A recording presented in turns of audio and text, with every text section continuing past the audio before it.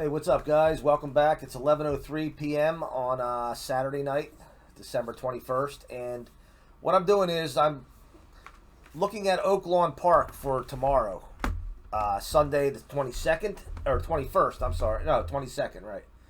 And the purpose of this video is actually twofold. One, it's to actually it has three purposes.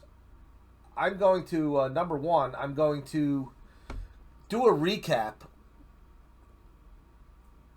like a catch up for people who are just the viewers that are just catching on to these videos now, and so you don't have to go all the way back and look at phase one right from the start, which might be 10-15 videos back.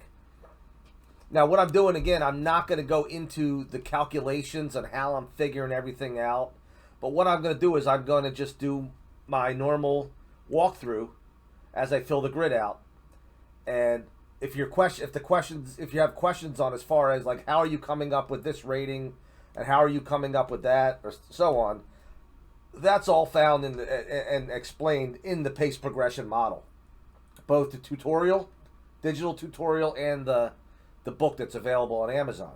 But for the current owners, if you want to call it, or users of this model, this will at least give you guys a kind of a fact check for you to make sure that you're doing things the way I'm doing it. Not that you have to do things the way I'm doing it. As I said before, that's what's nice about this model. You can tweak things. You can add your own columns. You can figure your factors out a little bit differently. And then obviously on top of that, you may not be choosing the same pace lines I'm choosing to draw data from. And we may be coming up with different selections in the end. But what I'm going to do is, for the first phase of this, I'm going to take a look at a grid that I've already finished for Oaklawn 1 tomorrow. And the purpose of doing this is just to give you an idea of how I'm analyzing this grid. Okay, and showing you my color codes over here. For those that did not catch on to the videos where I went over my color codes, here's an opportunity now for you to catch on to that and maybe use it as well in your own handicapping.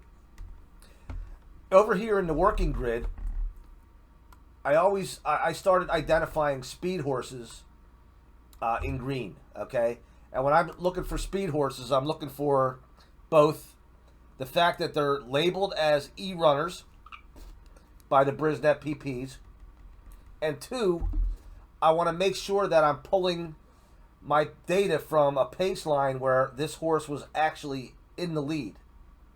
So if a recent race the horse was in the lead and he's identified as an E-runner, I'm going to pull my data from that horse. That race.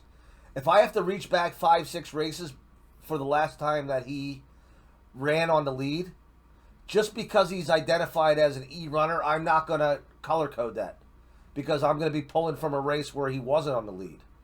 Okay, maybe his running style has changed, or maybe there's other reasons why the last 3 or 4 races he hasn't run on the lead. So I'm not going to reach that far back and draw data from a pace line. And if I have a chance, when I go over the race number 2, which I'm going to go over next, if I stumble upon one like that, I'll make sure I use it as an example. But in this race, the 1 and the 8 both were E-runners, and their data was pulled from a race where they were on the lead. Now, the darker shade represents a drop in class. So you're looking at an 8 horse who's actually a speed on a drop, which I mentioned before can be a very deadly angle if there's not one of the two following factors involved. Too many other speed horses. In this case, there's only one other, okay? So that there would make me lean toward that horse. Or the other factor is, if you notice the pink over here, there aren't too many other drop-down speed horses. Well, we have horses here, 5 other horses that are dropping down in class from a maiden 20 or 30,000 down to today's level, which is 12,000. And I know that because I just finished this race, so I remember that off the top of my head. And if you also notice over here, 3 of those 5 class droppers are actually coming from the same race. So 3 of these horses are coming from the same race as this horse here. And again, if I remember correctly, they ran better. They had better placement than this horse here. And if you'll notice over here, once we go over this grid, you'll notice they finished better too. Okay, and they fit better on the grid. So what that does is now that water, for me, that waters down that whole speed on the drop for me. And it doesn't make him as a prominent of a selection. Now, do I expect him to run a little bit better? Probably, because he is dropping down from 30,000 or 20,000, I think it was, down to today's level of 12,000. But that's what my what do you call it? That's what my colors are over here. Okay, speed on the drop, dark green, just speed at the same level or speed moving up in class. I classify them as the same in light green, and then I just use a pink shade for anybody dropping down in class. That's not a speed horse. Okay? Now, as I evaluate this grid, before I even look at this grid, I like to identify my top fitness rating horse. Okay, and I'm using a different method that I went over in my last few videos on the fitness rating, and I'm going to go over that when I go over race number 2. But for right now, let's just take a look at this, and we'll identify the as many as 3 top fitness ratings. We have the 90.5 on the 1, we have an 84.5, 84.5. What do I do with that? Well, I kind of just put that in my pocket right now, and I remember that, and I kind of make that a part of my summary grid as I look at this. I don't use it as a standalone factor. I'm not going to automatically put the 1 on top if the 1 is not painting a good enough picture over here, or same with the 2 and the 5. But I am going to keep them in mind as I look at the grid over here. Now, when I look at the grid over here, what's telling me? It's telling me that the 2 speed horses here are the 2 horses that look like they belong in the lead, along with the 2 and the 5. But knowing their running style, that they're not early runners, this grid is telling me that the 2 and the 5 are going to be close to the pace. They're not going to be in the back of the pack, and they're not going to be concerned about being in the front on the lead. The 1 and the 8 will probably battle for the lead. And as I've said many times before, we're at the mercy of the pace lines that we pull from. Okay? Today, for some reason, the jockey out of 2 may get instructions. You know what? I want you to take this horse out to the lead and get to the front. This race is, by the way, 1 mile and 16ths. But back to what I was saying before, I have to base what I'm looking at here on what my eyes are telling me. Battling for the lead, close to the pace, and then the horses that are showing up, not over here, but yet they're showing up over in the finish column and the final and the turn, are the horses that are going to come off the pace and try to win the race from the turn to the finish. Okay? So that's really what's telling me now. So if I paint this race right now in my head, I see the 1 and the 8 battling for the lead to the second call, and then we see the 5 starting to move because of the turn and the finish. We see the 2 possibly sustaining his bid a little bit because he's going to be near the front, and he also has the best final fraction rating. So the 2 and the 5 right now look good to me. Okay, the 7 horse as well. The 7 horse may be a little further back, mid pack, and again, I'm just basing it off what the grid is telling me, what my data is telling me. But he's also contends in the later columns too, the finish and the turn, and he's also a drop in class again coming out of that race. And then I look over here. based on what I have from the early portion and the late portion, who has put together a good enough race to finish tops in my early and my late. And as you can see, I have the 1 and the 5 are both tied for top, 84.33.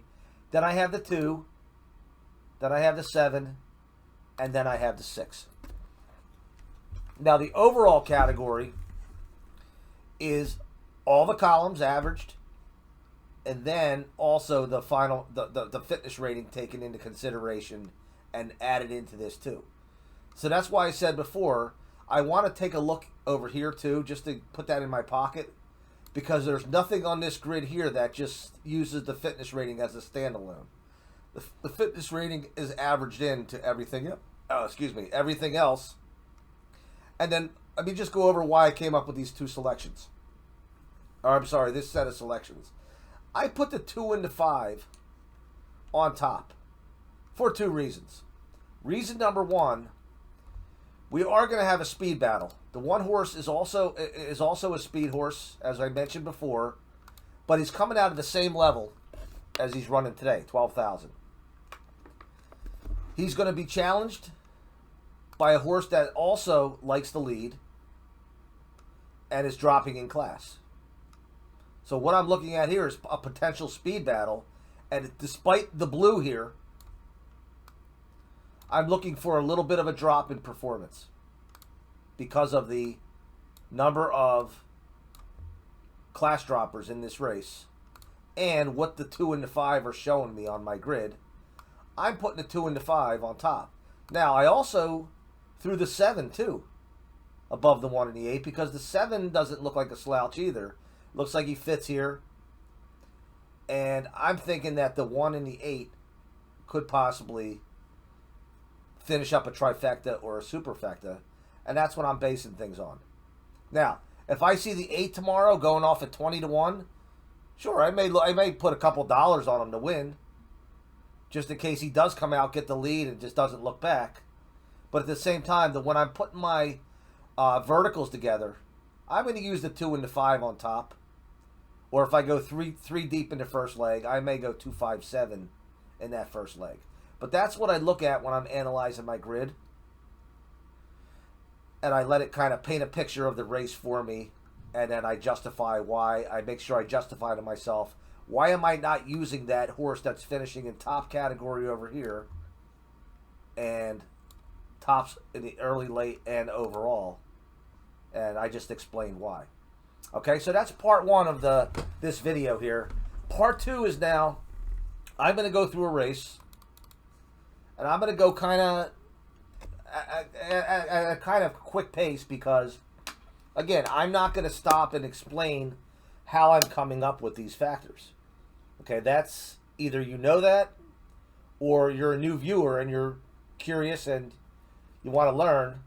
You could get yourself a copy of the pace progression model on Amazon, or you can get the digital download. The links for both are in the description of this video below. But without further ado, let's go to race number 2 here at Oaklawn. Now, this is a 1-mile race. So I'm going to start out with the 1 horse. And if I can use a mile, I can use a mile. Now, here's the thing. And I'm just kind of like giving you an idea of what's going through my mind. I could use either of these 2 races, okay? They're not broken up by any layoff or anything. But one is mile 70, the other's a mile at today's distance, okay? They're both, Batavia is a 2-turn track, so they're both 2 turns, okay? If I go back to this Churchill, now I'm dealing with a 1-turn mile instead of a 2-turn. So I want to stick with one of these 2. I have a better speed rating, the 80. As you know, I don't have the speed ratings tied into this grid at all. So sometimes what I'll do with the speed rating, I'll let that determine which of the 2 races in a situation like this I'm going to draw from. Okay? But still, I'm a little skeptical here because this is a mile 70 and today's a mile. So what I'm going to do is I'm going to go back to, this is an EP, and he says 7 querying points. So which means you're going to find him in near the front or on the lead a lot. But they don't identify him as an E because he's run his best race. Or races, I should say. I'm just going by the theory here. They usually put where the horse runs their best races from. And they just feel that this horse has run his best races both on the lead and just off the lead. But he looks to me like he would be a horse that would vie for the lead. So what I'm going to do is I'm going to shade that in my mint green color because it's not a drop. It's actually an upward moving class. And I'm going to use that 1 mile, today's distance.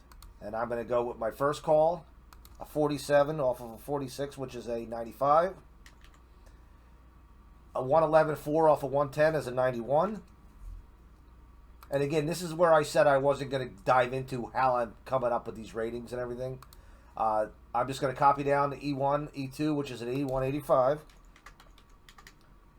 And then the race shape numbers is a 3 and 11. Right here. Target rating. Now, my target rating, being that this is a route race, if this were a 6 furlong race, we're drawing our target rating from the 6 furlong call, 3/4 call. So whatever that was, I would just use it. So that would be, if this were a 6 furlong race, that 108 would be the standard. That would be a 112 and 4, which would be a 24.76. But being that this is a mile race, and we're pulling the target rating off of the 6 furlong, but then we got to take into consideration where was he at in the race as far as lengths behind, or was he a winner? And we gotta adjust that. And if I'm confusing you right now, I'll be doing this for multiple horses. So hopefully at some point you'll catch on what I'm doing. Being this is a route race, I use a 110 as the standard, not a 108. So 112 and 4 off of a 110 would be 10 plus another 4. That's 14. That's an 86. Plus he was a length and a quarter out. I don't do anything with the quarter. So an 86 minus another 1, which would be an 85. Now, here's another thing I'm doing. I'm just going to put this 85 as a placeholder right now. But this is something else in case you didn't pick it up in the 1 or 2 videos that I put it in. Being that this second call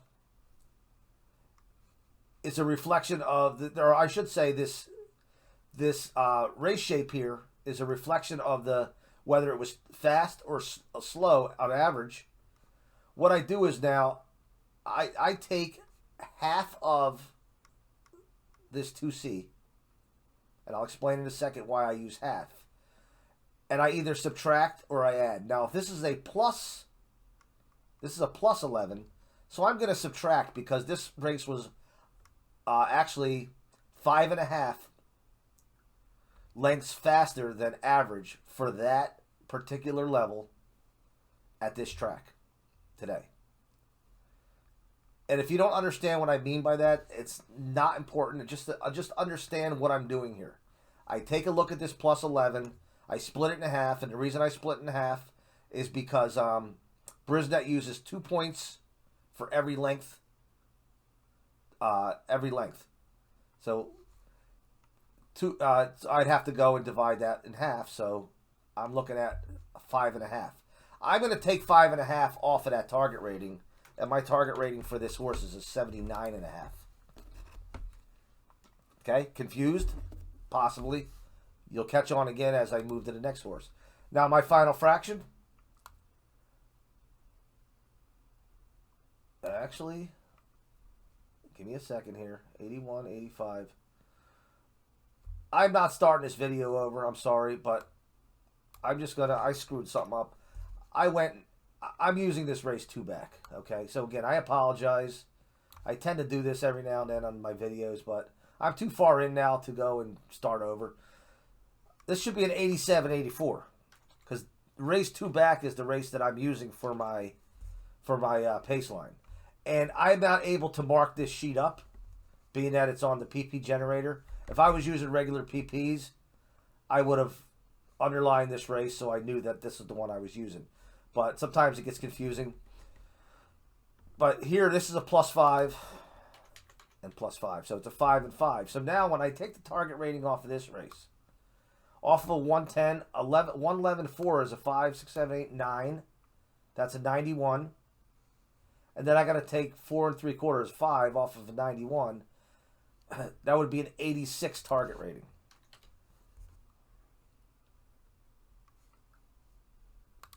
Now, once I do my subtraction here, half of 5 is a 2.5. I got to take another 2.5 from there, which is an 83.5 target rating. And then let's do the final fraction. A 111.4 to 139.4 is actually 28 flat. 23 is my standard. 5 ticks would be a 75. Late pace. Briz late pace was 69. And my fitness rating. Let me show you what I'm doing with my fitness rating now. I'm taking, as I was doing before, I'm adding lengths behind from the last 2 calls. The stretch call and the finish. So I'm going to take the 4 3/4 and make it a 5. 5 and 1 is 6. So 6 from 100 was 94. And again, placeholder. In the past, what I was doing was I was taking that, and then I was seeing what was gained and what was lost between the two. So that 94 would go to a, there were 4 lengths lost from the stretch call to the finish. That 94 would have became a 90 using the old method, which really wasn't that old because it was only a few weeks ago. But then I asked myself, well, suppose I have a lot of horses that are 90. Are all 90s equal, or even 100? Are all 100s equal? There has to be something that separates it other than looking at the class and figuring out, well, do I adjust it to class? Because I wouldn't know how to do that. So what I've been doing now is I've been taking the target rating and that rating, and I've been averaging them out. So an 83.5 and an 80 and a 90 would average out to, let's turn out to an 84 in my head. There's 6 different, so I would add 3 to this 83.5. I would make it an 86.5 for a fitness rating. Okay, and again, I'll go over this again on the next horse. Now this second runner here is dropping in class. So a 20,000 starter. Optional claimer, 30,000 on the turf. Then I go 3 back. That takes me all the way to the summer at Prairie Meadows. I don't want to go 3 back. I want to use one of the 2. And what I'm going to do is I'm going to use this mile and 16th as my pace call. So I go and I got 49 off of 46 as an 85. Identify him as a drop in class. Off of a 110, a 114.2 is a 78. Then I take my 2 pace ratings, 75, 73. Race shape, we got +2, -2. Target rating, that's 22, 78. Minus another 10, 68. And then half of -2 would be a 1. I'm going to add, which would make him a 69.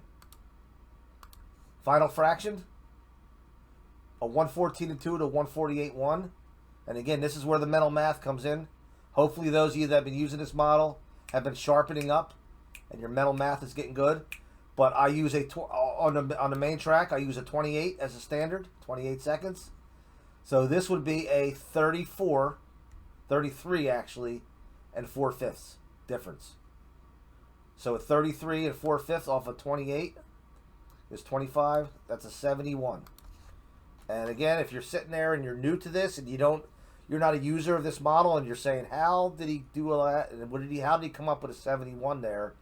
It's all explained step by step through example in my tutorial and in the book. Now, my late pace is simply just a carry that 76 over onto the grid. And then we come to our fitness rating. We start by adding 10 plus 7, 17. Plus he lost 3 lengths, which would be 18, 19, 20. That would be an 80. I'll put the 80 as a placeholder. Now what I want to do is I want to go and I want to average out my 69 and my 80. So a 70 and an 80 would be 10. So half of that would be 5. That would be a 75, but being at 69, so we're looking at a 74 and a half. And just all we're doing it here is 69 plus 80 divided by 2. We're getting our 74 and a half there, okay? Just an average. Now, you may want to take it a step further. I was thinking about this, but now you might need a calculator. You average out that 80 that we came up with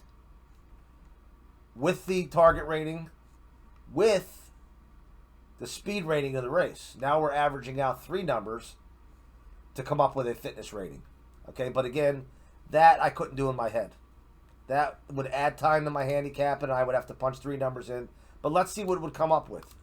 80 plus 69 plus 73 fitness rating, or divided by 3. Pretty close, right? 74, 74 and a half. Let's see if that stays consistent with the next runner. Next runner, we're going to draw. We have 2 options here. Again, this horse, it's not like he likes to be on the lead a lot. So there's no reason for me to jump back 2 back and use that one. I'm just going to use the last race out. And I got a 46 flat, which is a 100 at a route distance. A 110 and 4, which is a 96. An 82, 79. A 4 and a 2. Again, I'm getting that from here. A target rating of a 110 and 4. So 110 is the standard for a route. So we have 4. And he was actually a nose out, so he stays at a 4. That's a 96. Again, placeholder. Now let's do the math here. I got to take 1 off of the 96, and that becomes a 95. Which still, if it was a 3-horse race right now, I'm looking at this race and I'm saying 3 horses is going to win this race. But anyway, we go to our final fraction. Our final fraction is a 110 and 4 to 136 2. That's a 25 and 3. For a mile, we use 23 as the standard. So 25 and 3 would be 10, 11, 30. It would be an 87. Briz has it as an 82. And a fitness rating. Here we have a 100. Okay? No lengths. Either call behind. So there's no gain or no loss. So it stays at a 100. So using the old method, that would be a 100. But at the same time, let's say this race here was from another horse, and he gets a 100 too. So then, are you saying those 2 100s are equal? So I have to find a way now to separate them, and that's why we average out the 95 and the 100, which comes out to a 97.5. Okay, now this was only a 78 speed rating, so we're not going to get close to a 97.5 here, but let's see what it comes out to. 90, that was a 100, plus a 95, plus a, 78, divided by 3, and we get a 91. So we're still in the 90s there. So again, if you want to play around with that and use the speed rating also as a factor that you average in for the fitness rating, go for it. Okay, now here we have a dilemma.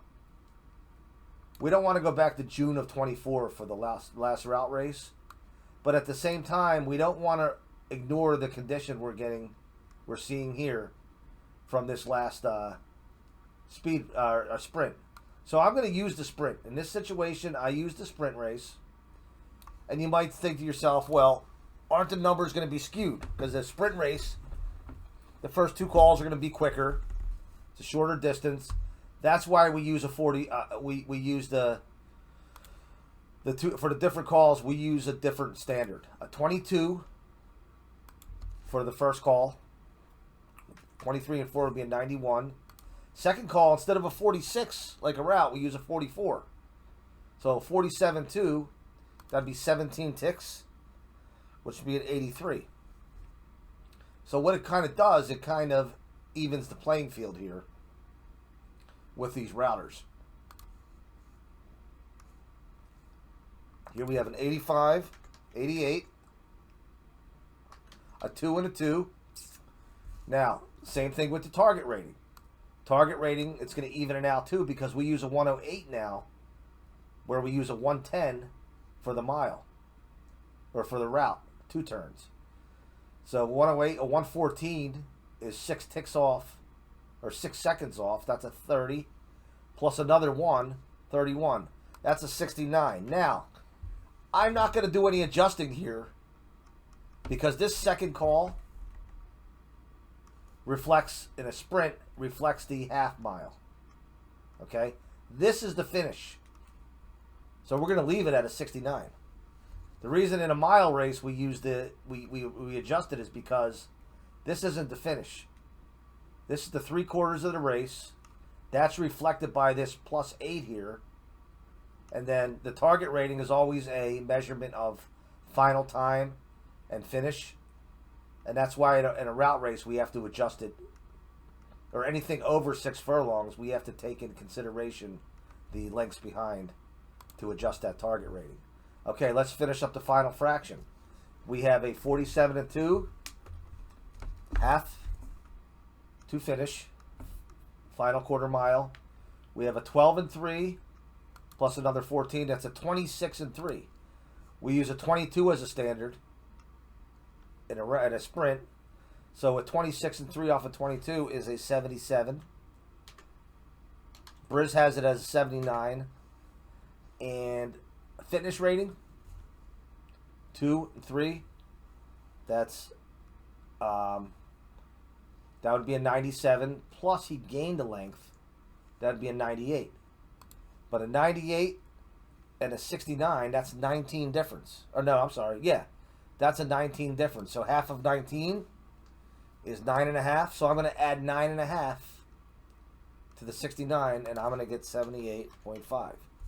And again, all I did was average the 98 plus 69 divided by 2. What did I do wrong? Hold on.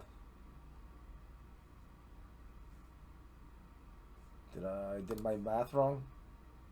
69, 79. Oh, no. That's a 29 difference, right?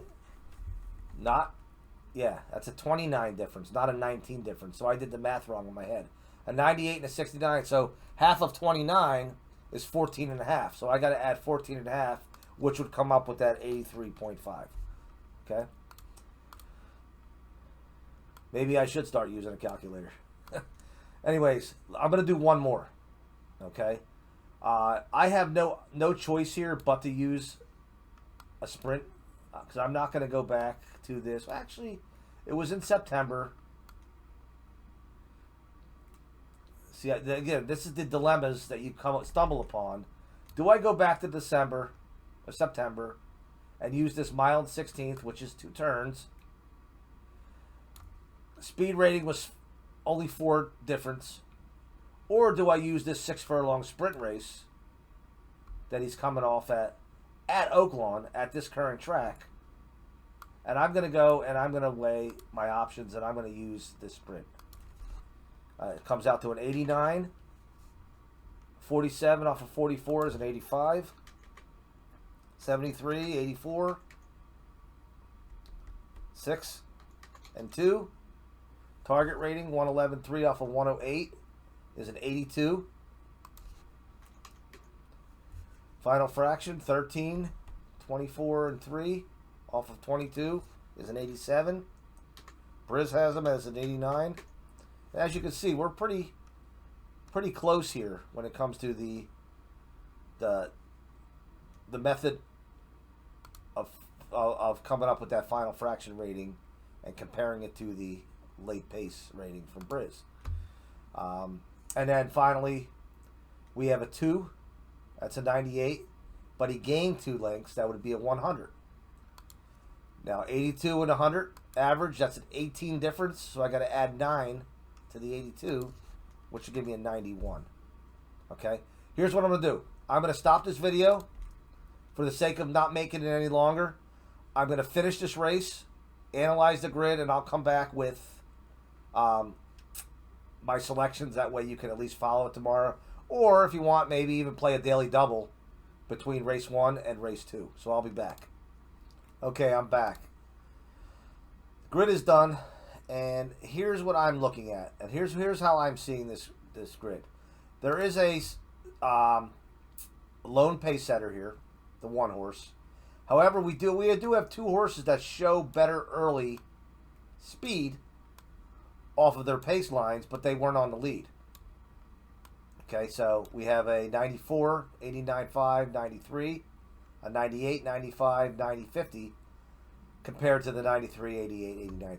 Okay, so what does that tell me? That tells me that we're going to have the 1 potentially in front, or because of this performance here, the 3 or the 7. So we may have a 3-horse speed duel early, or we may have the 3 and 7 content sitting behind the 1, knowing what they have. Okay, the 3-horse seems to be able to sustain better than the 7-horse, okay? So the 3-horse sustained its sustained its speed with the second best final performance and the final, when you mix the turn into it as well, giving it the top early, late, and the top overall average. The 3 is also top performance rating, followed by the 7. And then we have the 6-horse coming up behind. Now, the 6-horse, if you notice, has dominant final or the 5-horse, I'm sorry. Dominant final and turn, which puts him right in contention here in the last 2 summary categories. So what I did was I put the 3 on top as my single A play, with the 5 and the 7,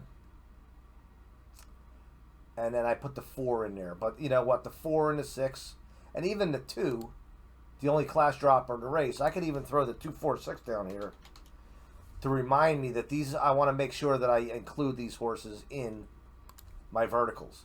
If I was playing a double tomorrow, which I probably will, maybe play a $9 double and go 2, 5, 7 over to 3, 5, 7. That would cost me $9, and we'll see what happens here. 2, 5, 7 over to 3, 5, 7. Okay, this video has been long enough. It's one of my longer videos in a while, 38 minutes, going on 39 soon. So I'm going to stop here. As usual, if you have comments, questions, please throw them in the video. I don't get enough of them. Okay, I get a lot of comments. I get some questions in the Discord. I get some questions through email. But if you're watching the video and the question is right there in your head, throw it in the comments. That way everybody can see it, and I can answer it for everyone as well. All right? Take care, and I'll talk to you next time. Thanks for tuning in.